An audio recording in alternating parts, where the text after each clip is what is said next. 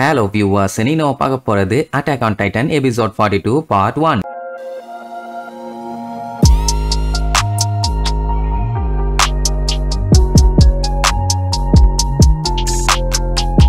Open பண்ணா ஊருக்குள்ள பாத்தீங்கன்னா ஏகப்பட்ட குதிரை வண்டிங்க போயிட்டு இருக்கும். நிறைய பேருக்கு என்ன நடக்குதுன்னு ஒரே குழப்பம். அப்போ ஒருத்தர் இருந்துட்டு உனக்கு மேட்டரே தெரியாதா, மிலிட்டரி லீடர்ஸ் எல்லாருமே மீட் பண்ண போறாங்க, இதுக்குன்னா சர்வே காப்ஸை கம்ப்ளீட்டா டிஸ்மேண்டில் பண்ணி அவங்க பண்ண தப்புக்காக அவங்க கமாண்டர் கூடவே சர்வே காப்ஸ் மெம்பர்ஸ் எல்லாத்தையுமே போட்டு தள்ள போறாங்க அப்படிங்கிற மாதிரி ஊருக்குள்ள பேசிட்டு இருப்பாங்க. அதே நேரம் இங்க எர்வினை பாத்தீங்கன்னா ராஜாக்கு முன்னாடி கூப்பிட்டு வந்து நிப்பாட்டியாச்சு. இதுதான் அவனோட கடைசி நிமிடங்கள், அதனால முக்கியமான விஷயங்களை நான் சொல்லணும்னு எர்வின் அவர் பாட்டுக்கு பேச ஆரம்பிப்பாரு. என்னன்னா சர்வே காப்ஸை இழக்கிறது இவங்க ஆயுதத்தை இழக்கிற மாதிரி. எனிமீஸை பொறுத்த வரைக்கும் நாங்க ஒரு ஆயுதம் தான், எப்ப வேணாலும் எந்த டைம்ல வேணாலும் வால் ரோஸ் பாத்தீங்கன்னா பிரீச் ஆகிறதுக்கு வாய்ப்பு இருக்குது. அதனால என்னாவும் அங்க இருக்க மக்கள்லாம் அகதிகளா வால் சினாக்கு திருப்பியும் வருவாங்க. ஆல்ரெடி இந்த மாதிரி ஒரு சம்பவம் நடந்து கொஞ்ச நாள்லயே இவங்க கிட்ட இருந்த சாப்பாடெல்லாம் டோட்டலா காலி ஆயிருச்சு. ரொம்ப கஷ்டப்பட்டாங்க. அதனாலயே வேற வழி இல்லாம சண்டை போட்டு சோவே வாங்கணும்னு ஃபேமிலி மேன்ஸ் எல்லாம் கத்தி எடுத்து சண்டைக்கு ரெடி ஆயிட்டானுங்க. அதனால வால் சினால இருக்கவங்களுக்கும் வால் ரோஸ்ல இருக்கவங்களுக்கும் ஒரு பெரிய போரே உருவாச்சு. இப்ப அவங்க வால் சினாக்குள்ள வராட்டியும் கூட வால் ரோஸ் இப்போ சாப்பாடுக்காக ரொம்ப கஷ்டப்பட்டு இருக்காங்க. அதனால பெரிய சண்டையும் போயிட்டு இருக்குது. டைட்டன்ஸ்களுக்கு வாலை பிரேக் பண்ணிட்டு உள்ள வர சான்ஸ் கிடைக்காம இருக்கலாம், ஆனா மக்கள் அதை ஃபர்ஸ்ட் பண்ண வாய்ப்பு இருக்குது. அதாவது வால் ரோஸ்ல இருந்து வால் சினாக்கு அவங்க கேட்டை உடைச்சுக்கிட்டு வர வாய்ப்பு இருக்குதாமா சாப்பாடுக்காக. இதெல்லாம் கேட்டுட்டு இருக்கும் போதே அங்க இருக்க சோல்ஜர்ஸ் எல்லாம் லைட்டா பீதியாவாங்க. சோ இந்த பஞ்சாயத்து எல்லாத்தையுமே சரி பண்ணணும்னா இவங்களுக்கு இருக்க ஒரே ஆப்ஷன் வால் மரியாவை சரி பண்ணி திருப்பி இவங்க கண்ட்ரோலுக்கே கொண்டு வரணும். அப்பதான் மனித குலத்துக்கே ஃபியூச்சர்னு ஒண்ணு இருக்குது, அதை விட்டா வேற ஹோப்பே இல்ல. இப்படி சொன்னதை ராஜாவும் அங்க இருக்க 4 அல்லக்கை தான் கேட்பாங்க. ஆனா ராஜா ஒரு வார்த்தை வாய திறக்க மாட்டாரு. அங்க இருக்க 4 அல்லக்கைகள்ல ஒருத்தன் தான் பேசுவான். ஆமா, என்ன நீ ஓவரா பில்டப் பண்ணிட்டு இருக்க? சர்வே காப்ஸ் இல்லன்னா எங்களால வால்ஸ் எல்லாத்தையுமே திருப்பி எங்க கண்ட்ரோலுக்கு கொண்டு வர முடியாதா? ஓவர் பில்டப்பா இருக்கதேமா. ஆக்சுவலா சர்வே காப்ஸ் ஆன எங்களோட டியூட்டி தான் ஃபர்ஸ்ட் எனிமியை ஃபேஸ் பண்ணி வாளை காப்பாத்துற பொறுப்பு. உள்ள வந்ததுக்கு அப்புறம் கவர் பண்ணிக்கிட்டோ இல்ல மறைஞ்சு போயோ இருந்தா கண்டிப்பா இந்த மனித குலத்தை காப்பாத்தவே முடியாது, எல்லாத்துக்குமே அழிவுதான். அப்படின்னா உங்ககிட்ட ஏதாச்சும் பிளான் இருக்குதான்னு கேட்பான். அவனுக்கு நல்லாவே தெரியும் அந்த முட்டா பள்ளிகளுக்கு ஒரு அளவும் தெரியாதுன்னு. அதனாலதான் இப்படி ஒரு கேள்வி கேட்பான். அப்ப அந்த ஆரல்ங்கிறவன், அதாவது அந்த 4 பேர்த்துல ஒரே ஒரு அல்லக்கை மட்டும் பேசிட்டு இருக்கான்னு சொன்னால அவன் பேரு ஆரல். அவன் பாத்தீங்கன்னா சரியான காவாலி பையன். அவன் என்ன சொல்லுவான்னா, உன்னை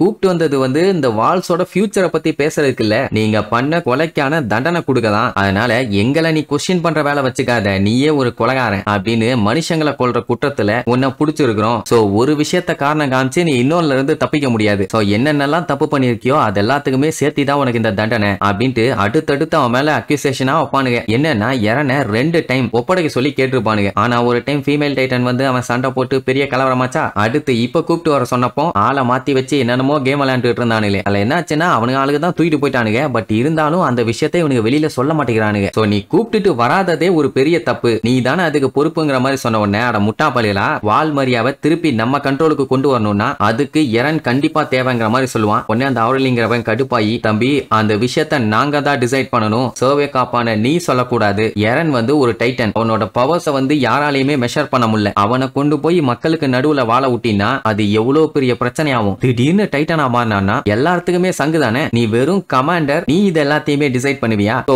உன்னோட சொந்த விஷயத்துக்காக நீ எரனை ஒப்படைக்க மாட்டேன்னு சொல்லி ஆள்மாறாட்டம் பண்ணது மட்டும் இல்லாம டிமோரிவஸையும் உன்னோட சீக்ரெட் பிளான் எக்ஸிக்யூட் ஆகலன்னு அவனை எக்ஸிக்யூட் பண்ணிருக்க. இதுல இருந்தே நல்லா தெரியுது உன்னால மனித குலத்துக்கே ஒரு பெரிய ஆபத்து இருக்குதுன்னு. அதனால உன்னெல்லாம் சும்மா விட முடியாதுன்னு சொல்லிட்டு கமாண்டர் பிக்ஸஸ் கிட்ட, ஆமா கேரிசனும் சர்வே காப்ஸும் முன்னாடி நின்று அவங்க உசுர பத்தி கூட கவலைப்படாம சண்டை போடுறாங்கன்னு நீங்க சொல்லியிருக்கீங்க, நீங்களும் அவங்க கூட சேர்ந்து அவங்களுக்கு சிம்பத்தி காட்டல அப்படிங்கறத நாங்க எப்படி நம்புறது? நீங்களுமே அவனுக்கு கூட ஜாயின் பண்ணி இருக்கலாம்ங்கிற மாதிரி சொல்லுவானுங்க. அவரு, என்ன சார் என்ன பேசுறீங்க நீங்க, நாங்க எப்படி சர்வே காப்ஸ் கூட போய் ஒண்ணு சேர முடியும்? மனுஷங்களோட உசுர பத்தி கவலைப்படாத யாரா இருந்தாலும் சரி அவங்களுக்கு மரியாதையே கிடையாது. ஒரு சிங்கிள் ஸ்பார்க் இருந்தா போதும் இந்த சிவிலைசேஷனையே மொத்தமா அழிச்சிரும். சோ அப்படி ஒரு ஸ்பார்க் தான் நம்ம சர்வே காப்ஸ்னு என்னோட சோல்ஜர்ஸ் கிட்ட ஒவ்வொரு டைமும் டோஸ்ட் டிஸ்ட்ரிக்ட்டுக்கு போகும்போது சொல்லி தான் அனுப்புவேன். அப்படி இருக்கும்போது அவங்க பாதை வேற எங்க பாதை வேற, நாங்க எப்படி அவங்களுக்கு சப்போர்ட் பண்ணுவோம் அப்படிங்கிற மாதிரி இவர் பேசுறது எல்லாத்தையுமே நைல் அப்படியே ஆன்னு வாய பழந்துட்டு கேட்டுக்கிட்டே இருப்பான். இப்படி எர்வின் ஸ்மித்துக்கும் அவருக்கும் ஒன்னும் அந்த அளவுக்கு பெருசெல்லாம் லிங்க் இல்ல, ஏதோ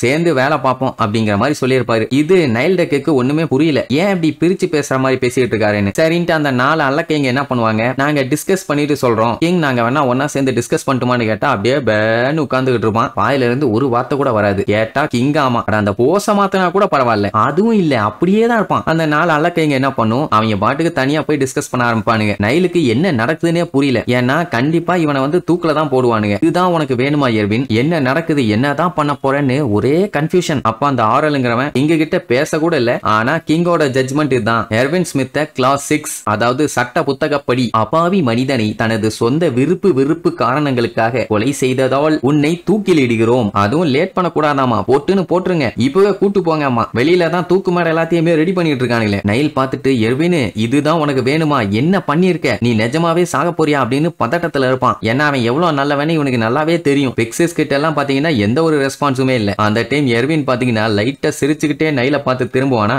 என்ன சிரிக்கிறான்னு நினைச்சுக்கிட்டு இருக்கும் போதே கதவை டப்புன்னு ஒருத்தி பட்டால்னு ஓபன் பண்ணிட்டு வருவான். ஏன் இப்படி பேய் மாதிரி வந்திருக்கான்னு கேட்டா, வால் சீனா வந்து பிரீச் ஆயிருச்சாமா, அதாவது டேமேஜ் ஆயிருச்சு. எப்படின்னு கேட்டா கொலோசல் டைட்டனும் ஆமர்டு டைட்டனும் வந்துருச்சு. அதுல ஆமர்டு டைட்டன் தான் கேட்டை உடைச்சுக்கிட்டு எலானத் டிஸ்ட்ரிக்ட் குள்ள வந்துருச்சான். அதுவும் அதுங்க 2 மட்டும் இல்ல, ஏகப்பட்ட டைட்டன்ஸ்களும் வந்திருக்குங்க. சோ அந்த சிட்டில இருக்கவங்க எல்லாம் இவாக்குவேட் பண்ணிட்டு இருக்காங்க. அப்படின்னு உடனே அந்த ஆரல் அப்படியே நடுங்கி நிப்பான். அவன் வாயில இருந்து வார்த்தையே வரல. பிக்ஸஸ் கொஞ்சம் கூட யோசிக்காம இவாக்குவேட் பண்றதுக்காக மக்கள் எல்லாத்துக்குமே ரூட்டை ரெடி பண்ணி கொடுங்க, கேரிசன் ட்ரூப்ஸ் ஆளுங்க எல்லாருமே ஒன்னு சேர்ந்து ஈஸ்ட் சைடு டிஃபெண்ட் பண்ணி நில்லுங்க, வால்சினால இருக்க மக்கள் எல்லாத்தையும் எப்படியாச்சும் சேஃப்டியா இவாக்குவேட் பண்ணி கொண்டு வந்தாகணும், அங்க இருந்து தப்பிக்க கஷ்டப்படுறவங்க எல்லாத்தையும் காப்பாத்துறதா நம்மளோட முதல் பிரையாரிட்டியா இருக்கணும், சீக்கிரம் வேலையை ஆரம்பிங்க அப்படின்னு சொன்ன உடனே ஓகே சாருமாங்க. உடனே அந்த ஆரல் நோ, முடியாது, கிடையாது, நெவருமா. என்னன்னா வால்சினால இருக்க எல்லா கேட்டையும் மூடி ஒரு அகதிகள் கூட அங்க இருந்து இங்க உள்ள வரக்கூடாது, அப்படியே பிளாக் பண்ணுங்கப்பா. நைல் ஷாக் ஆகி அப்படின்னா வால் ரோஸ்ல இருக்கவங்க எல்லாருமே செத்து போயிருவாங்க, நீங்க இப்படி உட்கார்ந்துகிட்டு கமெண்ட் கொடுத்தீங்கன்னா நம்ம மக்கள் தொகையில பாதி பேர் செத்து போயிருவாங்க, அது ஓகேவான்னு கேட்டா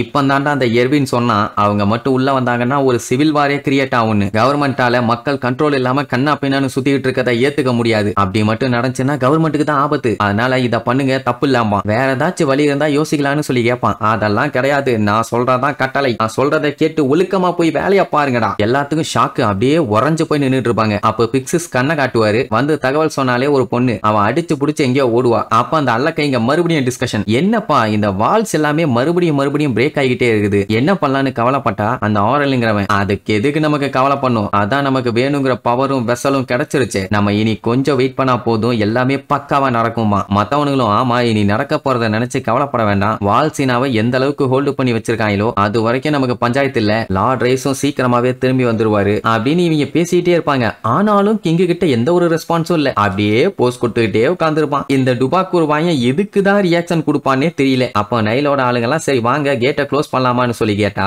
அப்ப நைலுக்கு மைண்ட்ல பாத்தீங்கன்னா நம்மளால பேசிட்டு இருந்தான்ல, அதான் எர்வினை மீட் பண்ணும்போது அவன் கேட்டானே கேள்வி, எதை பண்ணணும் எப்படி பண்ணணும்னு யாரு முடிவு பண்ணுவா அப்படின்னு. அவன் எதுக்கு இப்படி சொன்னாங்கிறது இப்பதான் அவனுக்கு புரியுது. இங்க இவனுக்கு வேற கத்திட்டு இருப்பானுங்க, என்னடா லேட் பண்றீங்க, சீக்கிரம் போங்க, ஆளுங்க கீது இங்க வந்து தொலைஞ்சிட போறானுங்க அப்படின்னு கத்துனா அப்போ அசையல. நான் சொல்றத கேட்கலனாலுமே அது குற்றம் தான், போங்கடான உடனே நைலு கண்ணை மூடிட்டு என்னால முடியாதும்பா. உடனே அவன் ஆளுகெல்லாம் மிரண்டுவாங்க. ஏன் பாஸ் ஏன்னு கேட்டா, நானுமே வால்ரோஸோட சிட்டிசன் தான், அதனால நான் கேட்டை க்ளோஸ் பண்ண அலோவ் பண்ண மாட்டேன், அங்க இருக்கவங்களை காப்பாத்த வேணா செய்வனே தவிர கொல்ல மாட்டேன்பா, கவர்மெண்டோட ஆர்டரையே நீ எதிர்த்து செயல்படுறியா துரோகி அப்படின்னு கத்திட்டு இருக்கும் போதே, யாரு துரோகி, அவரு சொல்றது கரெக்ட் தானேன்னு கண்ணோட ஒரு கூட்டம் வந்து நின்னுட்டு இருக்கும். யாரான்னு பார்த்தா அந்த தலித் ஜாக்கரிங்கிறவர், இவரு தானே ஜட்மெண்ட் எல்லாம் சொல்லுவாரு. அவர்கிட்ட பிக்ஸஸ் பார்த்துட்டு என்ன ஜாக்கரி இவங்க பண்ணதெல்லாம் பார்த்து நீங்க சர்ப்ரைஸ் ஆயிட்டீங்களான்னு கேட்பாரு. அவரு அதெல்லாம் ஒண்ணும் இல்ல, இந்த காவாலி பாலியில பத்தி எனக்கு ஆல்ரெடி நல்லாவே தெரியும் அப்படின்னு சொன்ன உடனே அவர்கள் பார்த்துட்டு என்னடா நடக்குதுங்க, என்ன பண்ணிட்டு இருக்கீங்க அப்படின்னு கடுப்பாய் கத்துவான். அதுக்கப்புறம் தான் மேட்ரே சொல்லுவாங்க, டைட்டன்ஸ் வந்திருக்குன்னு சொன்னாங்கல்ல அதெல்லாம் உண்மை இல்ல, பொய்,